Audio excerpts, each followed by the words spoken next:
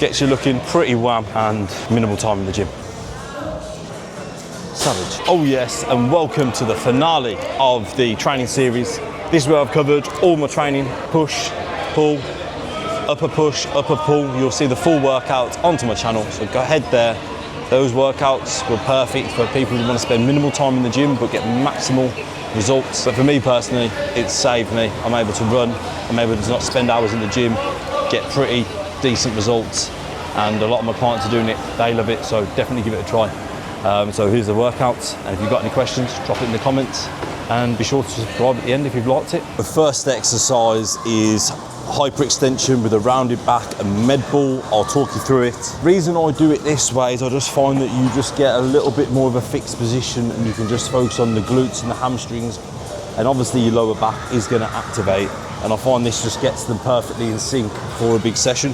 Like a lot of people just train abs but then don't really focus on the erector spinae, their lower back muscles, and obviously they need to be as strong as what your ab work is, so this is almost like to work the opposite. Get in position.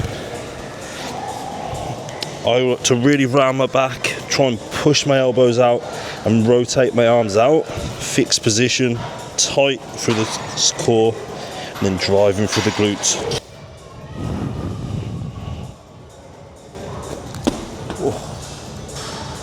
So that's perfect for glutes, hamstrings, lower back. A lot of people's progress is usually limited, and their injuries, Jesus, I'm fucking sweating. It's actually usually limited by their lower back strength. So putting a bit of emphasis on your lower back strength is always going to cross over and actually create a lot more longevity in your training. So it's usually the thing that goes with any lad over 30. Next is deficit Bulgarian split squats. Got a 25 plate here. Listen, this setup is a waste of time. The only reason I'm doing it is because I'm going quite heavy, and this just creates more stability. But you could just do a Bulgarian split squat. This is just a really fancy way of doing it, so don't get carried away. And if you want to add the deficit, if you've got a better range of movement, then do that. Just creates a little bit more stress on glutes and pushes the quads to a better range of movement. So that's why I've got that. And yeah, let's get fucking into the set. I probably won't be speaking much during the set because it's going to be a pretty heavy set. So let's have it.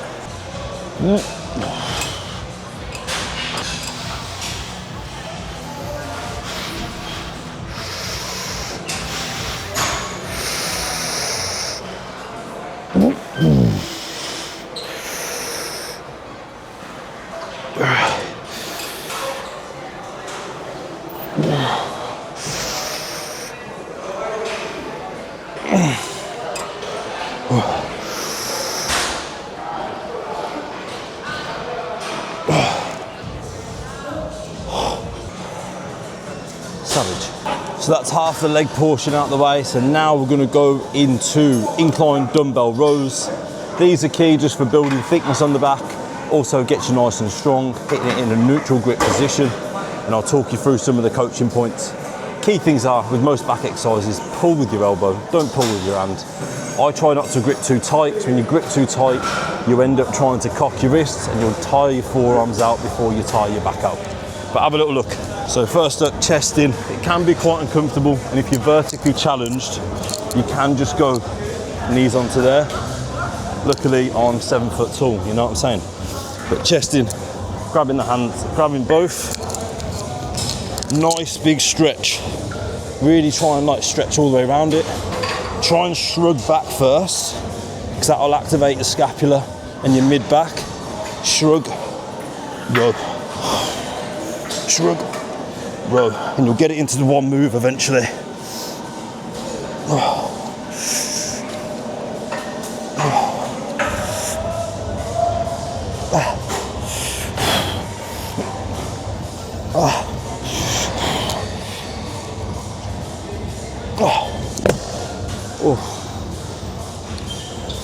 3 sets on those, aiming for 8-10 reps. Obviously going quite heavy. This is probably the hardest session of the 4, the most savage, most demanding. I think the way you're shifting the blood around, your body's like, what the fuck's going on? Even look how much we're sweating. But it's a cracking session and you feel mint after it. Let's go. With your RDLs, make sure that you keep your legs nice and stiff and they stay fixed in that position. As soon as you start bending the knees, you're going into a deadlift. Remember, we're hinging through the hips You're pushing your bum back as far as it will go, keeping weight evenly distributed on your feet, and then don't lift with your chest because you're going to activate your lower back. We want to push forward with our hips. Imagine you're trying to shag thin air. That is the best way to describe it. Right, who wants it? Nice solid base. I always lean forward first, get that tension, squeeze the glutes underneath, elbows tight, big brace.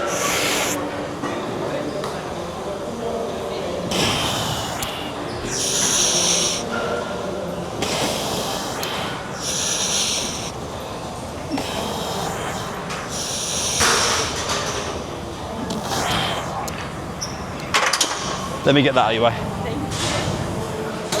Are you okay? Then we're just going into good old-fashioned shrugs.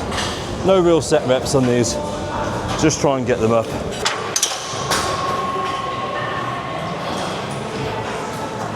And then that's that superset really. Got these, then we've got weighted pull-ups, biceps, lateral raises. We out of here. Simple, effective. And then that will be the finale to the 4-part series. That's all the training that I do. I'll rinse and repeat that pretty much for 20 weeks across the whole year. And then I'll just switch it up a little bit depending on my goal. But for now, it's more about staying fit, athletic, lean, being able to run, not being fixed into some kind of bodybuilder physique. So I just think they're a little bit stiff, aren't they? You want to be athletic, you want to be able to move. And I just feel like when you get stuck in that bodybuilding training, you just become a little bit stiff. So next up, weighted pull-ups. Doing them this late into the session is a little bit daft, but we're only going for 5-6, more strength focused, so we're not pushing into them later realms. 20 kilo kettlebell. We don't have a weights belt, so I have to use a chain. Makes me look a bit hard. Going for 6.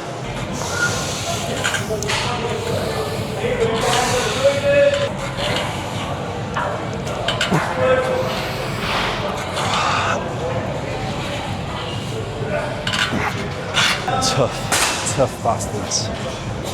If you do struggle with your pull-ups, an easy way to get better at them is focus on the negative portion, because you're always going to be stronger in it. Obviously, it's took me a lot of time to build up to be able to lift weight doing pull-ups. But if you focus on doing the negative portion, it will help you massively in the future. And then you just add little 1.25s as the weeks go on. Progressive overload. Next up, bicep curls. These and lateral raises to finish. With your bicep curls, squeeze from the bottom, not from the top. And the reason I'm doing dumbbells, not barbell, is because I know I'm gonna fail, then I'll go to individual, but obviously I'll get a rest for each rep. So doubles to start, and then when I start to fail, I'll go to singles.